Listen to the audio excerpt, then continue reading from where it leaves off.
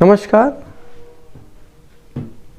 पिछली वीडियो में हमने बात की थी तृतीय भाव की। इस वीडियो में हम बात करेंगे चतुर्थ भाव की कि यदि आपकी कुंडली में चौथे भाव से आपको क्या क्या देखना है और कौन से कारक हैं जो आपका चौथा भाव अच्छा होने पर अच्छे हो जाएंगे, बुरा होने पर बुरे हो जाएंगे। तो इसके संबंध में समझें तो चौथे भाव को स्पेशली सबसे पहली चीज़ कहा जाता है माता का भाव कहा जाता है। तो चतुर्थ भाव से आपको माता को देखना है। चतुर्थ भाव केंद्र भाव है, ये बहुत महत्वपूर्ण भाव है, यानी कि इसके पास काफ़ी सारी चीज़ें हैं देखने को, लेकिन सबसे मेन चीज़ है यहाँ माता है और दूसरा आपका मन। ये दो चीज़ें बहुत महत्वपूर्ण हैं। माता का सुख कैसा रहेगा, आपको माता आपकी दीर्घजीवी होगी या नहीं होगी, आपको माता से सहयोग अच्छा मिलेगा या नहीं मिलेगा, माता के साथ आपका सामंजस्य कैसा होगा, ये सब जो है माता के साथ आपकी अंडरस्टैंडिंग अच्छी रहेगी नहीं रहेगी, ये सब जो चीज़ें हैं ये हम देखते हैं चौथे भाव से। तो चौथे भाव से माता के बारे में जो भी आप जानना चाह रहे हैं वो चौथे भाव से जानना होगा। अच्छा, एक तो माता हो गई, दूसरा आपका मन। आपकी मन स्थिति कैसी रहती है? आप बहुत कठोर हृदय के होते हैं, बहुत दयालु होते हैं, आप में सॉफ्टनेस है या नहीं है, आप में परोपकार की भावना है या नहीं है, लोगों के साथ परस्पर जो संबंध आप बनाते हैं उस समय आपके भाव कैसे रहते हैं, दयालुता के भाव रहते हैं, स्वार्थपूर्ण भाव रहते हैं, ये सब चीज़ें जो हैं आपको फोर्थ हाउस से देखनी है। कुंडली के फोर्थ हाउस से आपको ये सब मामला देखना है। इसके बाद हम देखते हैं संपत्ति के बारे में। पैतृक संपत्ति, जायदाद के रूप में माता पिता से जो आपको मिलती है वो संपत्ति पैतृक संपत्ति या आपकी निजी संपत्ति जो अचल संपत्ति है। अचल संपत्ति मतलब जो आपकी एक तरह से स्थिर संपत्ति है, जिसको कोई उठाकर नहीं भाग सकता, चोरी जो नहीं हो सकती, वो संपत्ति जो है, जिसमें खासतौर पर भूमि को माना जाता है, वो संपत्ति जो है वो चतुर्थ भाव से देखी जाती है। फिर सुख दुख, कुल मिलाकर आप जीवन में सुखी रहने वाले हैं या दुखी रहने वाले हैं, ओवरऑल का एस्पेक्ट कैसा रहता है, मतलब मन से हम सुख और दुख की अगर स्थिति देखें तो मन स्थिति से होता है। तो आपकी मन स्थिति सुख वाली रहेगी या दुख वाली रहेगी, ये स्थिति आपको चतुर्थ भाव से पता चलती है। फिर भूमि की यदि बात करते हैं आपको भूमि का सुख कैसा रहेगा, आपकी भूमि खरीदने पर आपको लाभ देती है, हानि देती है, भूमि आपके पास टिकती है नहीं टिकती है। ऐसा तो नहीं कि आप मकान बनाते हैं और फट से बिक जाता है, आप मकान बना ही नहीं पाएंगे जीवन में, या आप बनाते हैं तो उसमें बहुत ज़्यादा डिफिकल्टी आती है। ये सब अगर हमें देखना है चतुर्थ भाव से भूमि के संबंध में सब कुछ जाना जा सकता है। चतुर्थ भाव से ही हम देखते हैं चौपाई। चार पैर वाले जो पशु हैं, पालतू पशुओं की हम बात कर रहे हैं, वो आपको कैसा स्थिति आपके जीवन में रहेगी, उनसे आपको सुख है या नहीं है, वो आपके पास स्वस्थ रहते हैं या नहीं रहते हैं, ये सब चीज़ें देखनी हो तो चतुर्थ भाव से देखेंगे।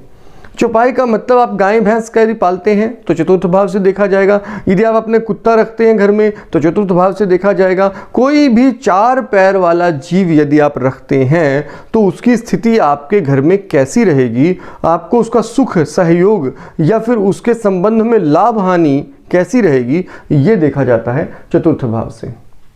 फिर आपके पास वस्त्राभूषण जैसी ऑर्नामेंटल चीज़ें कैसी होंगी, महंगी ठाठ बाट वाली चीज़ें होंगी या नहीं होंगी, ये भी चौथे भाव से ही देखा जाता है। दूसरा फिर आपका मानसिक संतोष, आपका मन जो है वो संतुष्ट रहता है या नहीं रहता है, आपका मानसिक संतोष कैसा रहता है, यानी कि आपको सेटिस्फेक्शन मिलता है या नहीं मिलता है, ये भी चौथे भाव से ही देखा जाता है। वाहन का सुख, आपके पास बाइक होगी, कार होगी, या आपके पास बड़ी लग्जरियस कार होगी, बहुत बड़ी लग्जरियस कार होगी, ये सब चीज़ें कैसी होंगी, ये आपके फोर्थ हाउस से इंडिकेशन इसकी मिल जाती है। तो फोर्थ हाउस में यदि सब अच्छी स्थिति है तो आपको वाहन सुख भी अच्छा रहने वाला है, ऐसा माना जाता है। अब यदि बात करते हैं कृषि की, तो कृषि भी इससे देखी जाती है। यदि आप कृषि के संबंधित कार्य कर रहे हैं तो आपका कृषि का कुल मिलाकर स्थिति कैसी रहती है, वो आपको बहुत परेशान करती है या बहुत अच्छी स्थिति में कृषि चलती रहती है आपकी, ये जो है आपको फोर्थ हाउस से दिखाई दे जाता है। घर का सुख, आप मकान बना पाएंगे या नहीं बना पाएंगे, आपको बार बार मकान बदलना पड़ेगा या आप एक ही मकान में स्थिरता से रह सकते हैं। आपका मकान बहुत बड़ा होगा, बंगला टाइप का बहुत सुंदर होगा, या बहुत छोटे से मकान में आप रहेंगे। ये सब चीज़ें देखनी हो तो 4th हाउस से देखी जा सकती हैं। आपकी सेंसिटिविटी कैसी होगी, आप बहुत तुनक मिजाज वाले हैं, जल्दी बुरा मान जाते हैं, या फिर आप बड़ी आसानी से सहजता से बातों को ले लेते हैं। ये सब चीज़ें देखने के लिए 4th हाउस देखते हैं। हालांकि सेंसिटिविटी देखने के लिए लगन भी बहुत महत्वपूर्ण है, प्रथम भाव भी बहुत महत्वपूर्ण है। फर्स्ट हाउस और 4th हाउस, ये अगर आपकी कुंडली में बहुत अच्छी स्थिति में है तो निश्चित रूप से आपको 4th हाउस का काफ़ी अच्छा लाभ मिल जाता है। सेंसिटिविटी आप में रहती है, संवेदनशीलता रहती है, लेकिन आप एक तरह संवेदनहीन नहीं होते, किंतु अननेसेसरी तरीके से सेंसिटिव भी नहीं होते। अब दूसरा अगर देखें छाती, अब हम शरीर की बात करें तो यहाँ छाती का भाव आ जाता है। तो छाती के संबंध में अगर रोग दोष देखने हैं, हृदय के संबंध में रोग दोष देखने हैं, तो वो 4थे भाव से देखा जाता है। हालांकि हृदय को कुछ लोग 5वें भाव से भी देखते हैं, क्योंकि उसका जो लोअर पोर्शन में हार्ट की दिक्कत होती है वो 5th हाउस से, और अपर पोर्शन में जो दिक्कत होती है वो 4th हाउस से देखी जाती है। तो हृदय को दोनों भावों से देखा जाता है। अगर आपका 4th हाउस या 5th हाउस में डिस्टर्बेंस ज़्यादा है तो आपको हार्ट के संबंधित प्रॉब्लम ज़्यादा होती है। इसमें एग्जाइटी जैसे जो डिसऑर्डर्स हैं, जिनमें हम एक तरह से कहते हैं कि आपको हाइपर सेंसिटिविटी की जो समस्या है वो 4th हाउस में होती है। तो एग्जाइटी की वजह से जो हार्ट प्रॉब्लम है वो 4th हाउस से देखते हैं, जबकि हार्ट अटैक जैसी समस्या वो 5th हाउस से ज़्यादा देखी जाती हैं। तो ये 4th और 5th दोनों से देखते हैं हार्ट को। इसके बाद अगर देखें हम कि जीवन का अंतिम समय आपका कैसा जाएगा, आप अंतिम समय में बहुत सुखी होंगे या बहुत दुख और बहुत खराब स्थिति में आपका अंतिम समय जाएगा जीवन का, ये अगर आपको देखना है तो ये स्थिति भी 4th हाउस से ही देखी जाती है। हालांकि इसको लोग अलग अलग विद्वान अलग अलग तरह से लेते हैं, कोई इसे इस भाव से, कोई किसी अन्य भाव से देखने की बात करता है, लेकिन अनुभव से यही आया कि 4th हाउस में ही इसे देखा जाना चाहिए। अब इस ग्रह के कारक जो ग्रह हैं, इस कारक है चंद्रमा और बुध। यानी कि अगर इसको आपका चंद्रमा बहुत अच्छा है तो आपको 4th हाउस के अच्छे फल मिलेंगे। 4th हाउस में समस्याएं होने पर भी कुछ अच्छे फल चंद्रमा के अच्छे होने पर मिल जाते हैं।